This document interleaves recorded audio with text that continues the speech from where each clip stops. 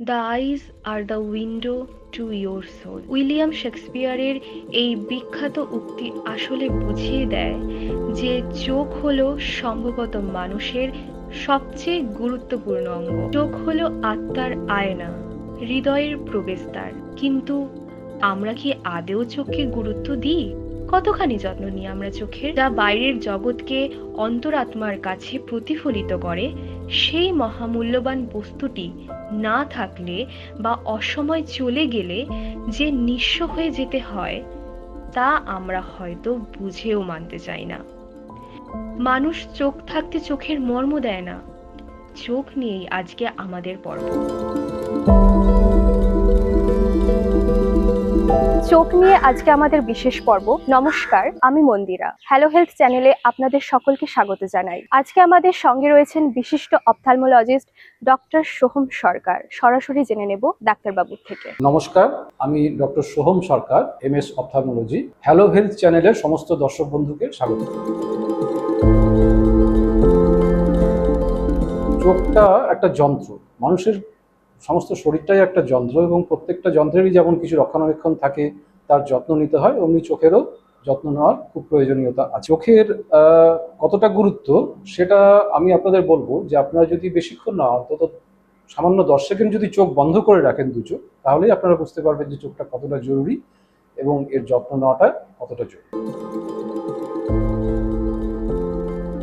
এক্ষেত্রে কয়েকটা পয়েন্ট খুব গুরুত্বপূর্ণ। প্রথমে আমি যেটা বলবো সেটা হচ্ছে সেলফ মেডিকেশন। ধরুন আপনার চোখ সামান্য একটু লাল হয়েছে, আপনার মনে হলো যে আপনি কয়েকদিন খুব বেশি কম্পিউটার করেছেন, ল্যাপটপ করেছেন, সেই জন্য আপনি জাস্ট দোকানে গিয়ে একটা আইটম কিনে চোখে লাগবে। ওদিকে আপনার হয়েছিল অন্য একটা ডিজিজ, ধরুন ইউভাইটিস, সেটা বেড়ে গিয়ে কিছুদিন পরে এমন জায়গায় চলে গেল যে চোখটাকে আর ঠিক মতো সারানোই গেল। আবার হয়তো আপনার হয়েছে ভাইরাল কিছু একটা ডিজিজ, ভাইরাল কনজাংটিভাইটিস, আপনি দোকানে গেলেন, ওভার দ্য কাউন্টার আপনাকে একটা স্টেরয়েড ওয়ালা কিছু একটা ড্রপ দিয়ে দিল, আপনি সেটা লাগিয়ে ইনিশিয়ালি উপকারও পেলেন, চোখের লালটা কমে গেল, কিন্তু পরবর্তীকালে যে কর্নিয়ায় দাগ হয়ে যাবে, কর্নিয়াতে ঘা হয়ে যাবে, সেগুলো কিন্তু সারালেও একটা পার্মানেন্ট ক্ষতি থেকে যাবে।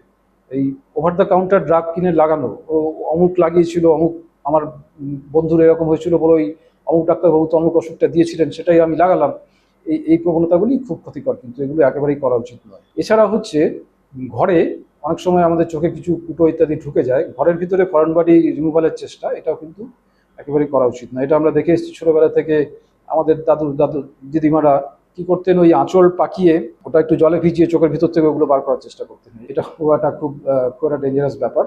এগুলো আমরা ক্লিনিকে করে থাকি এবং এর জন্য আলাদা ওষুধ দিতে হয়, আগে পরে আলাদা যন্ত্রপাতি আছে, এবং ঠিক কোন কোন জায়গায় আটকে থাকলে পরবর্তীকালে কি করতে হয় সেগুলো এগুলো এগুলোর সঙ্গে সঙ্গে ডাক্তারের পরামর্শ নেওয়াটাই সব থেকে ভালো। দ্বিতীয় পয়েন্ট আমি যেটা বলবো, ওই কন্ট্যাক্ট লেন্স সমেত ঘুমিয়ে পড়া এবং কসমেটিক সমেত ঘুমিয়ে পড়া, এটা কিন্তু যে কোনো মূল্যেই অ্যাভয়েড করা উচিত।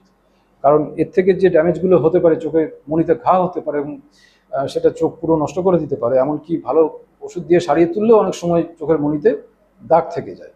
কাজেই এগুলি একেবারেই করা উচিত নয়। এছাড়া আর যেটা বলবো যে খালি হাতে বাইরে থেকে এসে ওই হাত নোংরা অবস্থাতে চোখের ভিতরে হাত দেওয়া বা চোখ পরিষ্কার করার চেষ্টা করা, এগুলোও একেবারেই করা উচিত নয়। আর পেরেন্টদের জন্য আমি একটা স্পেসিফিক্যালি কথা বলবো যে বাচ্চাদের কোনো সিমটম কিন্তু একদম নেগলেক্ট করবেন না। বাচ্চা দেখতে পাচ্ছে না বলছে, চোখ কুচকে দেখার চেষ্টা করছে, আপনি তারপর রেগে গেলেন, ভাবলেন ও কিছু একটা ইমিটেট করছে বা ফ্যাশন করছে, তা কিন্তু নয়। সে দেখতে পাচ্ছে না বলেই চোখ কুচকে দেখার চেষ্টা করছে। অনেক সময় বাচ্চাদের চোখে একটু ট্যারা থাকে, আপনি লক্ষ্মী ট্যারা বলে ভাবলেন যে খুব বোধহয় পয়মন্ত ব্যাপার এবং দেখতেও ভালো লাগবে হয়তো পরবর্তীকালে, তা নয়। ওটা কিন্তু ট্যারা মানে স্কুইন্ট যাকে বলি, ওটা একটা ডিজিজ, ওটা কিন্তু ট্রিটমেন্ট আছে, ওর কিন্তু ট্রিটমেন্ট করা উচিত, না হলে পরবর্তীকালে চোখের একটা পার্মানেন্ট ক্ষতি হতে পারে। এছাড়া হচ্ছে ওই খালি চোখে সূর্যগ্রহণ এবং ওয়েল্ডিং এই ধরনের প্রফেশনাল কাজগুলি করতে যাওয়া একেবারেই উচিত নয়।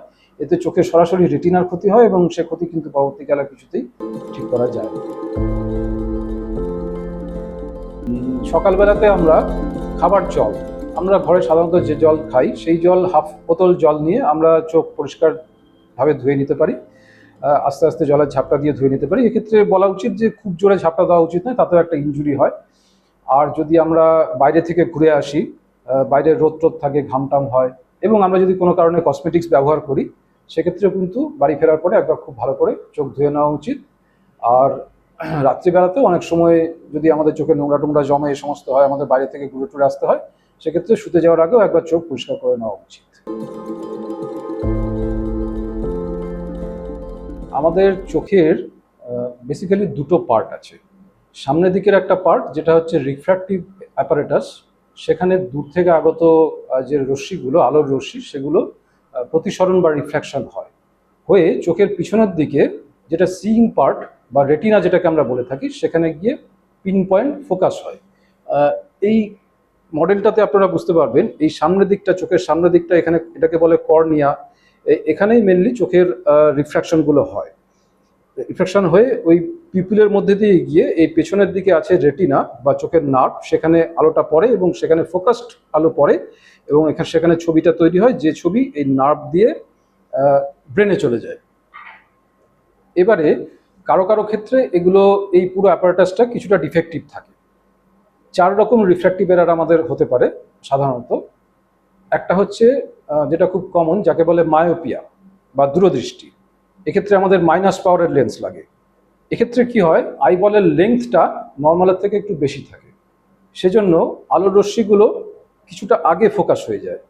অবভিয়াসলি এক্ষেত্রে আমাদের চোখের আগে আরেকটা লেন্স, একটা অবতল লেন্স, কনকেভ লেন্স লাগিয়ে রশ্মিগুলোকে ঠিক জায়গাতে ফোকাস করতে হয়। এর উল্টোটা হচ্ছে যাকে আমরা বলি হাইপারমেট্রোপিয়া বা নিকট দৃষ্টি। এক্ষেত্রে আইবলের লেন্থটা একটু ছোট থাকে, সেজন্য ফোকাসটা আরো পিছনে হয়। এক্ষেত্রে চোখের সামনে একটা উত্তল লেন্স বসানো হয়, যেটা দিয়ে আবার লাইটটাকে ঠিকমতো ফোকাস করে একদম রেটিনাতে যাতে ফোকাসটা হয় সেটার ব্যবস্থা করা হয়। এছাড়া আসে 40-এর পর থেকে আমাদের যে কাছের পাওয়ার চলে আসে, যেটাকে আমরা চালসে বলে থাকি, তাতেও ওই উত্তল লেন্স ব্যবহার করা হয়। এছাড়া আরেকটি, এটি একটু আনকমন কিন্তু এটা অনেকেরই থাকে, তাও একে বলে অ্যাস্টিগম্যাটিজম। এক্ষেত্রে ওই ফোকাসিংটা, ওই পাওয়ারটা একটা নির্দিষ্ট অ্যাঙ্গেলে থাকে, সেটা 180 ডিগ্রি হতে পারে, 90 ডিগ্রি হতে পারে, এবং এক্ষেত্রে আমাদের চশমাতে ওই শুধুমাত্র ওই কোণে, ওই অ্যাঙ্গেলেই ওই পাওয়ারের লেন্সটা দিতে হয়। এবারে চশমা ফ্রেমের কাজ শুধুমাত্র হচ্ছে লেন্সটাকে জায়গা মতো ধরে রাখা, এছাড়া এর কোনো দেখাতে এর আর কোনো রোল নেই। কিন্তু এই কাঁচটা, চোখের যে চশমার যে কাঁচটা, এটাই হচ্ছে আসল জিনিস, যেটা দিয়ে লাইট রেটা ঠিকমতো রিফ্র্যাকশন হবে এবং রেটিনাতে গিয়ে পয়েন্ট ফোকাস হবে। কাজেই বুঝতেই পারছেন এক্ষেত্রে, চশমার ক্ষেত্রে এই কাঁচের গুণমান এবং কাঁচের মেজারমেন্টগুলো খুব ইম্পর্টেন্ট। না হলে আমাদের চোখের দৃষ্টি, যে ইমেজটা তৈরি হবে, সেটা ঠিকমতো ফোকাস হবে না এবং আমাদের দৃষ্টিটাও ঝাপসাই থেকে যাবে। এক্ষেত্রে আরেকটা জিনিস বলার, সেটা হচ্ছে যে সানগ্লাস। আমরা বাইরে বেরোলে রোদের খুব চড়া আলো থাকে এবং সেক্ষেত্রে সূর্যের কিছু ক্ষতিকর রশ্মিও থাকে, এগুলোও কিন্তু আমাদের চোখের ক্ষতি করে থাকে। এক্ষেত্রে সানগ্লাসটাও কিন্তু খুব ঠিকঠাক হওয়া উচিত, এবং যদি আমাদের পাওয়ার থাকে সেটা সানগ্লাসের ভিতরেও করে নেওয়া যেতে পারে।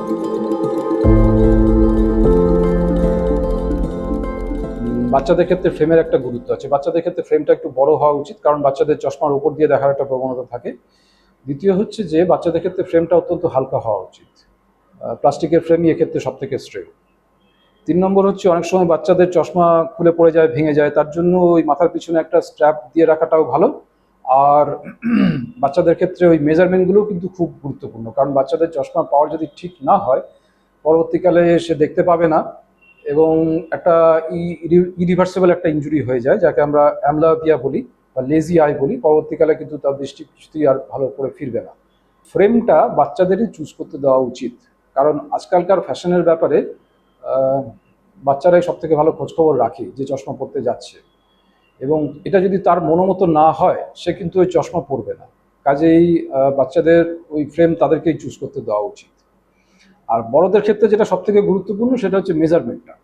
আমাদের এই যে চোখের ভিতরে যে ছিদ্র দিয়ে আলো ভেতরে ঢোকে, যাকে পিপল বলে, এই দুটো পিপলের মধ্যে ডিস্টেন্সটা, যাকে আইপিটি বলি আমরা, এটা কিন্তু খুব গুরুত্বপূর্ণ। এটা কিন্তু প্রত্যেকটা চশমার আগেই খুব নিখুঁতভাবে মেজারমেন্ট করা দরকার, কারণ চশমার কাঁচের যে দূরত্ব হবে, এটাও কিন্তু তার উপরেই ডিপেন্ড করে।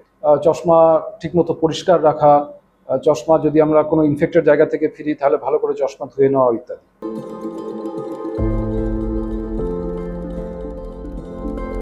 চোখের স্বাস্থ্যের জন্য কিন্তু কিছু ফুড খুব গুরুত্বপূর্ণ, যেমন হচ্ছে সবুজ শাকসবজি ইত্যাদি। কালার্ড যেসব ভেজিটেবলগুলো থাকে, যেমন ক্যাপসিকাম, গাজর ইত্যাদি, এগুলোতে ওই লুটিন, জিয়াজান্থিন, অ্যান্টিঅক্সিডেন্ট, রেটিনয়েড, এগুলো অনেক পরিমাণে থাকে এবং এগুলো চোখের স্বাস্থ্যের জন্য ছোট বড় সবার জন্যই খুব গুরুত্বপূর্ণ। এছাড়া হচ্ছে প্রপার রিডিং হ্যাবিট।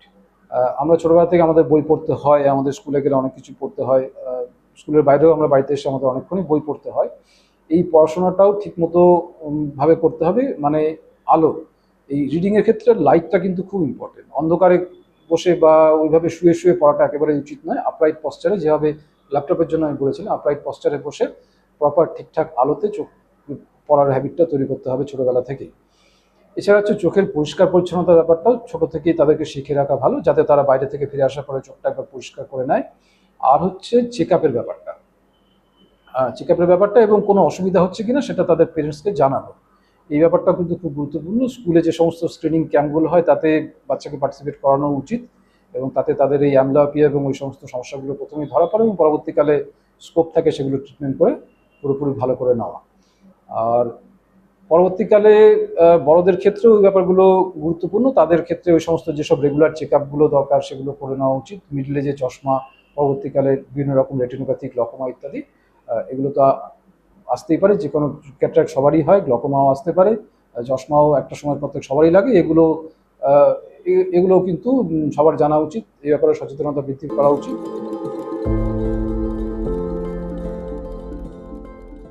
ছোটদের ক্ষেত্রে চেকআপগুলো শুরু হওয়া উচিত একেবারেই জন্মের পর থেকে। জন্মের পরেই ইনফ্যাক্ট ইনস্টিটিউশনাল ডেলিভারিতে তো সবসময় জন্মের পরেই তাকে একজন পিডিয়াট্রিশিয়ান বা গাইনোকোলজিস্ট খুব ভালো করেই চেক করেন, এবং চোখটাও বাদ যায় না, চোখটাও ওনারা চেক করেই দেন। তারপরেও বাচ্চাদের কিন্তু চেকআপ ভীষণ দরকার, টাইম টু টাইম বাচ্চাদের দেখাতে হয়। এই ক্ষেত্রে স্কুল স্ক্রিনিং যে ক্যাম্পগুলো হয় সেগুলোর কিন্তু অসীম গুরুত্ব আছে। এগুলো আজকাল সরকারি পৃষ্ঠপোষকতায় এবং কিছু বেসরকারি উদ্যোগেও স্কুলে স্কুলে হয়। এগুলোতে বাচ্চাদের কিন্তু অ্যাটেন্ড করানোটা ভীষণ জরুরি। 5 বছর পর থেকে, মানে ঠিকমতো পড়তে পারার পর থেকেই কিন্তু তাদের চেক আপটা করানো দরকার। কারণ বাচ্চাদের অনেক ক্ষেত্রে পাওয়ার থাকে যেটা ওরা বুঝতে পারে না। এক্ষেত্রে আমার একটা পুরনো অভিজ্ঞতা আছে। একবার আমাকে একটি বাচ্চা বলেছিল, এসে জিজ্ঞেস করেছিল, তার বয়স হচ্ছে 6 বছর মতো, যে আচ্ছা ডাক্তারবাবু, বাচ্চারা কি এক চোখেই দেখে? আমি বললাম যে না, এরকম তো কথা নয়, কেন, তুমি কি এক চোখেই দেখো? বললো হ্যাঁ, আমি তো একটা চোখেই দেখি, আমি তো আরেকটা চোখে কিছু দেখতে পাই না। আমি পরীক্ষা করে দেখলাম যে তার একটা চোখে সেরকম পাওয়ার নেই, আরেকটা চোখে +4 পাওয়ার ছিল। এবার এই অবস্থাটা যদি আরো কিছুদিন চলতে দেওয়া হতো, তাহলে যেটা হতো তাকে বলে লেজি আই বা অ্যামব্লিওপিয়া, সে ওই খারাপ চোখটাতে আর কোনোদিনই দেখতে পেত না। একে ইমিডিয়েটলি চশমা দিয়ে এবং আরো কিছু ট্রিটমেন্টের মাধ্যমে আস্তে আস্তে চোখটা সারিয়ে ফেলা হয়েছিল, সারিয়ে তুলতে পেরেছিলাম আমরা। এটা করা উচিত। তো বাচ্চাদের ক্ষেত্রে কিন্তু সেই জন্য প্রথম চেক আপ, এবং পরবর্তীকালে পাওয়ার যে 5 বছরেই আসবে এমন নয়, তা 7 বছরেও আসতে পারে, 9 বছরেও আসতে পারে, 12 বছরেও আসতে পারে। কাজে একটা রেগুলার চেক আপ তাকে করানো উচিত, সেটা ক্যাম্পেই হোক কি ডাক্তারের কাছে গিয়েই হোক। আর বড়দের ক্ষেত্রে তো ব্যাপারটা আরো বেশি গুরুত্ব আছে। ধরুন মিডল এজে তার চশমার সমস্যা থাকবে, চশমার পাওয়ার তো থাকতে পারে, চশমার পাওয়ার না থাকলে, না পড়লে সে দেখতে পাবে না ঠিক মতো, তার মাথা ব্যথা হবে, আরো অনেক রকম সিমটম হবে। কাজে চশমা পরা উচিত। আর এজ বাড়ার পর থেকে আস্তে আস্তে, ধরুন 40-এর পর থেকে যে কাছের পাওয়ারটা আসে, যাকে আমরা প্রেসবায়োপিয়া বলি, এটা কিন্তু বয়সের সাথে সাথে চশমার পাওয়ার একটু একটু করে বাড়তে থাকে, এবং কিছুদিন পরপরই চশমা, ধরুন প্রত্যেক বছরে না হলেও 2-3 বছর ছাড়া ছাড়া চশমার পাওয়ার একটু করে বাড়াতে হয়। কাজে এক্ষেত্রে নিয়মিত চেক আপের গুরুত্বটা তো বোঝাই যাচ্ছে। এছাড়া আরও বেশি বয়স হলে, যেগুলোকে আমরা রেটিনোপ্যাথি বলি, হাইপারটেনসিভ রেটিনোপ্যাথি অথবা ডায়াবেটিক রেটিনোপ্যাথি, এগুলো ওই সমস্ত রোগগুলো অনেক দিন ধরে থাকলে এবং আনকন্ট্রোলড ভাবে থাকলে পারে এইগুলো চোখের রেটিনাতে অনেক রকম খারাপ এফেক্ট হয়। এবং এক্ষেত্রেও আবার যে ড্যামেজগুলো হয় সেগুলো ইরিভার্সেবল। একবার ড্যামেজ হয়ে গেলে যতটা ড্যামেজ হয়েছে সেটা কিন্তু ঠিক করা যায় না। ট্রিটমেন্ট করে ওটাকে প্রিভেন্ট করা যায়, আরও ফার্দার লসটাকে প্রিভেন্ট করা যায়, কিন্তু যতটা হয়ে গেছে সেটা ঠিক করা যায় না। কাজে এক্ষেত্রেও আর্লি ডায়াগনোসিসটা is very important, early diagnosis and treatment. আর আরও বয়স বাড়লে পারে ধরুন গ্লকোমা হওয়ার চান্স থাকে। এবার গ্লকোমা একটা ফ্যামিলিয়াল একটা জেনেটিক ডিজিজ, যেটা অনেক সময় কোনো সিমটম থাকেই না, আস্তে আস্তে চোখের ভিতরে ক্ষতি হতে থাকে, চোখের নার্ভটা খারাপ হতে থাকে, এবং একটা সময় দেখা যায় সে কিছুই দেখতে পাচ্ছে না। একে সাইলেন্ট কিলার বলা হয় এই জন্য। এবার এগুলো আমরা ক্লিনিকে যদি ঠিকমতো চেক আপ করি, আমরা এগুলো ধরতে পারবো, এবং শুরুতেই সেই রোগটাকে আটকে দিলে তার পরবর্তী জীবনে কোনো অসুবিধাই হবে না, সে সুস্থ দৃষ্টি নিয়ে সারা জীবন থাকতে পারবে। আর আরও এজ বাড়লে পরে তো ছানি বা ক্যাটারাক্টের সমস্যা তো এসেই যায়, সেক্ষেত্রেও ওই ট্রিটমেন্ট হচ্ছে সার্জারি, এবং সেক্ষেত্রেও আর্লি ডায়াগনোসিস অ্যান্ড ট্রিটমেন্ট হচ্ছে মেনস্টে।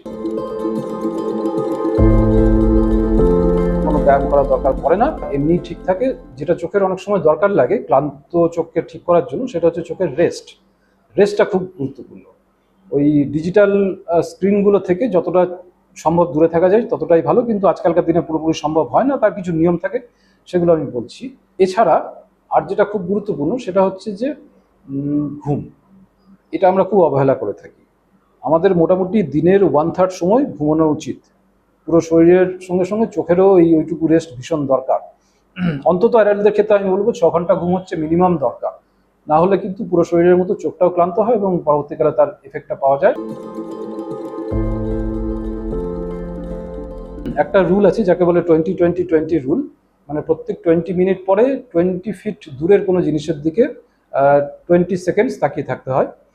তারপরে আবার কাজে ফেরত যাওয়া যেতে পারে, কিন্তু এটাও অনেক সময় একটু চাপ হয়ে যায়। সেক্ষেত্রে আমি বলবো যে অন্তত 40 মিনিট পর 4 মিনিটের একটা ব্রেক দিন। সেই সময়টায় কি করবেন, সেই সময়টায় দূরের দিকে তাকান। একান্তই দূরের দিকে তাকানো পসিবল না হলে চোখটা বন্ধ রাখুন, উঠে যান, একটু জলের ঝাপটা দিয়ে আসুন, আবার এসে বসুন। এছাড়া হচ্ছে ঘরের ভিতরে যেখানে আপনি এই ডিজিটাল স্ক্রিন নিয়ে কাজ করছেন সেখানে যেন প্রপার অ্যাম্বিয়েন্ট লাইটিং থাকে। অন্ধকারের ভিতরে বসে ল্যাপটপ করাটা খুবই চোখের জন্য ক্ষতিকর। শুয়ে শুয়ে ল্যাপটপ তো একেবারেই না। পশ্চার যেন আমাদের ঠিক থাকে, আমাদের আপরাইট পশ্চার থাকে, এবং ল্যাপটপের স্ক্রিনটার মাথাটা যেন আমাদের চোখের লেভেলে থাকে। মানে কম্পিউটারটা কিন্তু আমাদের চোখের থেকে একটু নিচু লেভেলে থাকবে।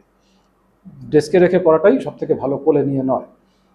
এছাড়া হচ্ছে ওই এআরসি চশমাতে এআরসি কোটিং অথবা ব্লু কাট, এগুলো চশমা যারা বানান তাদেরকে বললে তারা বানিয়ে দেবে। এইগুলো একটা কোটিং পাওয়া যায় যেগুলো ওই রিফ্লেকশনটাকে অনেকটা কমিয়ে দেয়, এবং দেখা গেছে এতে অনেকটাই লাভবান হচ্ছে। আর হচ্ছে এরপরেও আমাদের চোখ একটু ড্রাই হয়ে যেতে পারে, সেটার জন্য কিন্তু নিজেরা কোনো ট্রিটমেন্ট না করে ডাক্তারের পরামর্শ অনুযায়ী কিছু লুব্রিকেটিং ড্রপ হয়, যেগুলো চোখের ওপরের সারফেসের যে যে একটা লিকুইডের লেয়ার থাকে সেটাকে মেনটেন করতে সাহায্য করে অনেকক্ষণ অবধি, সেগুলো দেওয়া যেতে পারে।